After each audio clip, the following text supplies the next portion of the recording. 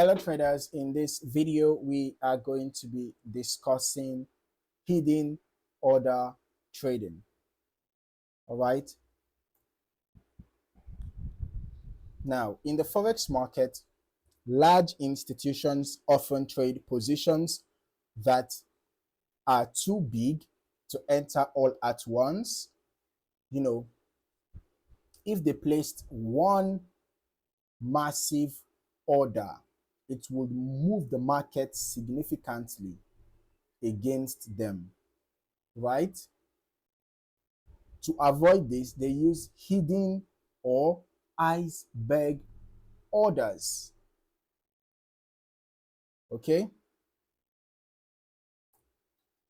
That is breaking large orders into smaller pieces and executing them gradually.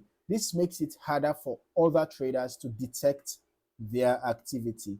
However, even though these orders are hidden, they can still leave clues on the chart. For example, repeated reactions at a specific price level might indicate that a large player is accumulating or distributing positions. So you might see price returning to the same level multiple times without breaking through. This can suggest hidden buying or selling interest. All right. Retail traders can't see these orders directly, but they can learn to read the signs through price action and liquidity patterns.